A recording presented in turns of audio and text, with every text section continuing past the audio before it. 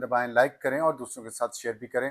آج کے ولاگ میں ہم بات کریں گے جو پاکستان میں مانسون بارشیں ہو رہی ہیں اور جو سیلاب آ رہا ہے اس سے 178 لوگ جاں بحق ہو چکے ہیں۔ پچھلے تقریباً 25 دنوں میں 178 لوگ پورے پاکستان میں جاں بحق ہو گئے ہیں، اور یہ اس کے علاوہ 491 زخمی بھی ہیں۔ اور یہ اتنا بڑا گمبھیر مسئلہ ہے کہ پاکستان میں ہر سال سیلاب آتے ہیں، ہر سال مانسون بارشیں ہوتی ہیں، لیکن ہم دیکھ رہے ہیں کہ گزرتے سالوں کے ساتھ یہ نقصانات سیلاب سے اور بارشوں سے بڑھتے جا رہے ہیں، اور اس پہ پاکستان کی حکومتیں صوبائی ہوں چاہے وفاقی حکومت ہو اور کسی بھی سیاسی جماعت کی حکومت ہو، وہ اس پہ بہت زیادہ توجہ نہیں دیتے اور اس کو اللہ کی طرف سے ایک آئی آفت سمجھ کے آگے بڑھ جاتے ہیں۔ حالانکہ دنیا نے اس پہ بہت کام کیا ہے اور اللہ کی آفت سے ظاہر پناہ مانگنی چاہیے، لیکن جب ہم ڈیٹا دیکھتے ہیں تو ہمیں پتہ چلتا ہے کہ تقریباً 70% لوگ جو مر گئے ہیں انہی 25 دنوں میں، جو میں نے ابھی آپ کو بتایا ہے، اس میں سے تقریباً 70% لوگ وہ تھے جو کچے گھروں میں رہتے تھے، ان کے گھروں کی چھتیں گر گئیں۔ تو اللہ میاں اگر آفت بھیجتا ہے تو اللہ میاں نے انسان کو عقل بھی دی ہے کہ وہ ان آفتوں سے بچنے کے لیے اپنے حالات بہتر کرے، اپنی گورننس بہتر کرے۔ اور دنیا بھر میں جو سٹڈیز ہوئی ہیں اس میں یہی ہے کہ جو نیچرل ڈیزاسٹرز ہوتے ہیں اس میں زیادہ نقصان غریب کا ہوتا ہے، کیونکہ اس کے پاس ریسورسز نہیں ہوتے، چاہے وہ زلزلہ ہو، چاہے وہ سیلاب ہو، چاہے آگ لگنے کی وارداتیں ہوں، کیونکہ اگر اس کو وہاں سے بھاگنے کا جلدی ڈیزاسٹر ہٹ ایریا سے موقع بھی نہیں ملتا، اور اگر موقع مل بھی جائے تو اس کے پاس اتنے ریسورسز نہیں ہوتے کہ وہ اپنے آپ کو بہتر طریقے سے اس سے بچا سکے، جیسے سیلاب ہے۔ اور اس سے میں نے آپ کو بتایا کچے گھر ہیں، پکے گھروں والوں کو یا زلزلے میں پکے گھر پھر بھی بچ جاتے ہیں، کم نقصان ہوتا ہے، لیکن غریب کا نقصان بہت ہوتا ہے۔ اور اس کی وجہ یہ ہے کہ جو ہمارے پاکستان میں اربن پلاننگ نہیں ہے، ہمارے یہاں بہت سارے مسائل ہیں۔ 18ویں ترمیم کی وجہ سے صوبوں کو بہت سارے اختیارات ملے، اور اس کا مقصد یہ تھا، اور ہم نے بھی اس کی سپورٹ کی، کہ صوبوں کے پاس اختیارات جائیں گے تو عام آدمی اور حکومت کے درمیان فاصلہ کم ہوگا، جس سے گورننس بہتر ہوگی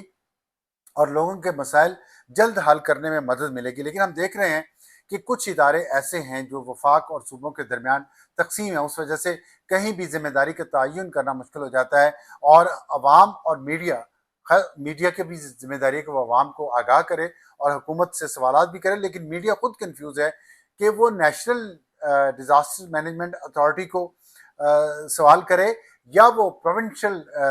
ڈیزاسٹر مینجمنٹ اتھارٹیز جو ہیں ان سے سوال کرے، کیونکہ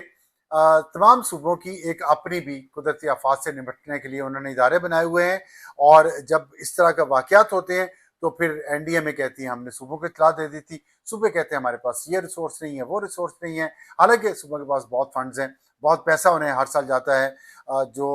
این ایف سی ایوارڈ ہے اس کے تحت، اور اب صوبوں کے پاس کوئی ایسا بہانہ نہیں ہے کہ وہ لوگوں کو مرنے سے بچا سکیں یا ان کو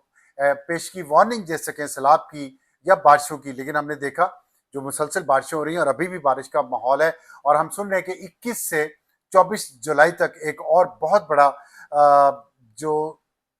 ویدر سسٹم ہے وہ پاکستان میں داخل ہو رہا ہے مانسون کے حوالے سے، اور پھر شدید بارشیں ہوں گی، اور امید یہ کی جا رہی ہے کہ وہ بارشیں اتنی شدید نہیں ہوں گی جتنی 2022 میں تھی، کیونکہ 2022 میں جو سیلاب آیا تھا اس پہ تقریباً 1700 لوگ پورے پاکستان میں مارے گئے تھے، اور 15 سے 16 بلین ڈالر کا پاکستان کو نقصان ہوا تھا۔ پوری دنیا میں شور مچا تھا اس سیلاب پہ، اور پاکستان نے بھی ایون یونائٹڈ نیشن کی ایک کانفرنس ہوئی پاکستان کے سیلاب پہ، اور پاکستان کی مدد کرنے کے لیے جو امیر ممالک ہیں اور ان کی جو کنٹریبیوشن ہے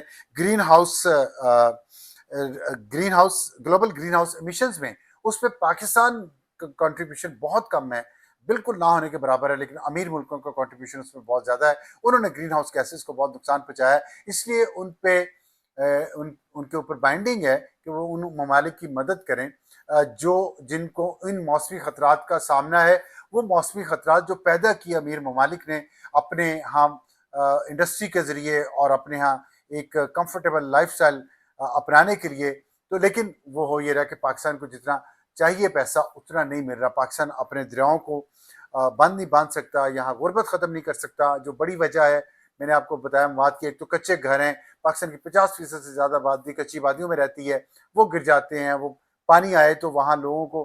کہیں چھپنے کی جگہ نہیں ملتی، اور پھر اس کے ساتھ ساتھ یہ ہے کہ ریور بیڈ جو ہیں، اور غربت اتنی ہے کہ ریور بیڈز میں جا کے لوگ گھر بنا لیتے ہیں۔ سوات میں جو کچھ ہوا، وہاں جو فلیش فلڈ آیا اور جو ایک ہی فیملی کے 9 لوگ جاں بحق ہوئے، وہ وجہ یہ تھی کہ جو ہوٹل ریسٹورنٹ بنا ہوا ہے وہ دریا کے بیڈ پہ بنا ہوا ہے اور وہاں سے لوگ تھوڑا اور آگے چلے گئے تو ریور، اور یہ مسلسل ہوتا ہے تمام جہاں پہ ٹورسٹ ایریاز ہیں وہاں دریاؤں کے کنارے پہ بلکہ دریاؤں کے اندر بنی ہوئی ہیں کنسٹرکشن، اور وہاں پیسے لیتے ہیں سرکاری ادارے. کرپشن بہت زیادہ ہے، اور بڑے شہروں میں لاہور ہے یا ملتان ہے جو دریاؤں کے کنارے شہر ہیں وہاں، اور جیلم ہے، وہاں پہ بھی ریور بیڈ کو وہاں پہ انکروچمنٹ کر کے وہاں پہ ہاؤسنگ سوسائٹیز بن چکی ہیں. اسلام آباد پر پنڈی میں ایسی بہت ساری ہاؤسنگ سوسائٹیز ہیں جو دریاؤں کے راستے کو ان پہ قبضہ کر کے بنائی گئی ہیں، اور جب سیلاب آتا ہے تو بہت بڑی بڑے نام ہیں اس میں اور بہت پوش ایریاز ہیں وہ، لیکن وہ بھی سیلاب میں تباہ ہو جاتے ہیں، لینڈ سلائڈنگ میں تباہ ہو جاتے ہیں. لیکن اس پہ کوئی گورننس بہتر نہیں ہو رہی، رشوت لی جاتی ہے، رشوت دی جاتی ہے اور یہ سارا معاملہ چلتا ہے. تو ہمیں پوری دنیا سے شکایت کرنی چاہیے، امیر ممالک سے شکایت کرنی چاہیے، لیکن کیا ہماری اپنی حکومتوں کا کوئی فرض نہیں ہے، وفاقی حکومت کا اور صوبائی حکومتوں کا، کہ وہ مل بیٹھ کے ایک ایسی پالیسی بنائے جس میں عوام کو فائدہ ہو؟ میں اس کی تازہ ترین مثال آپ نے دیکھی ہوگی، خیبر پختونخوا میں الیکشنز ہو رہے ہیں سینٹ کے، اور جہاں پہ سیاست دانوں کا اپنا مفاد آتا ہے، سیاسی جماعتوں کا اپنا مفاد آتا ہے، وہاں سب شیر و شکر ہو جاتے ہیں. وہاں پہ معاہدہ ہو گیا ہے حکومت اور اپوزیشن میں، وہ حکومت اور اپوزیشن جو ایک دوسرے کے خون کے پیاسے ہیں، جس میں پی ٹی آئی شامل ہے، وہ حکومت میں ہے، جے یو آئی سب سے بڑی اپوزیشن جماعت ہے، پاکستان مسلم لیگ نون ہے، پاکستان پیپلز پارٹی ہے، سب نے یہ فیصلہ کیا ہے کہ ہم وہاں انتخابات کی جو 11 سیٹیں ہیں وہ آپس میں تقسیم کر لیتے ہیں، اور اب نامینیٹ جو ہم جن لوگوں کو ٹکٹ جاری کریں گے یہ سیاسی جماعتیں، ان کو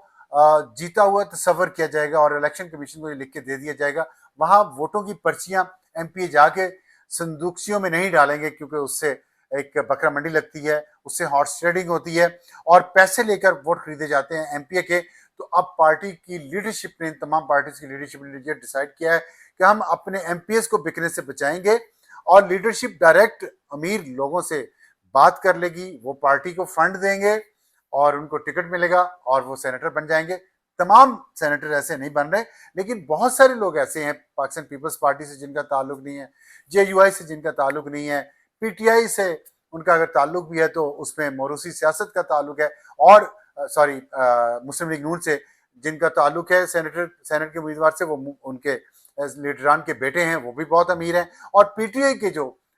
ہیں سینیٹرز، اور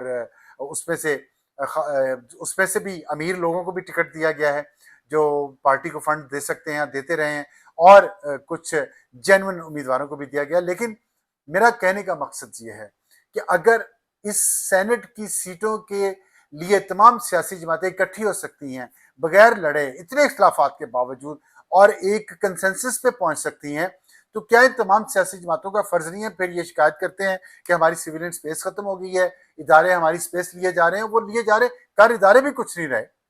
این ڈی ایم اے کے چیئرمین بھی ایک سرونگ لیفٹیننٹ جنرل ہے، اور پی ڈی ایم میں بھی اس کے آگے اور بہت سارے ان کے ساتھ سرونگ اور ریٹائرڈ لوگ ہیں. لیکن پاکستان میں ڈیزاسٹر مینجمنٹ بالکل زیرو ہے، کوئی ایڈوانس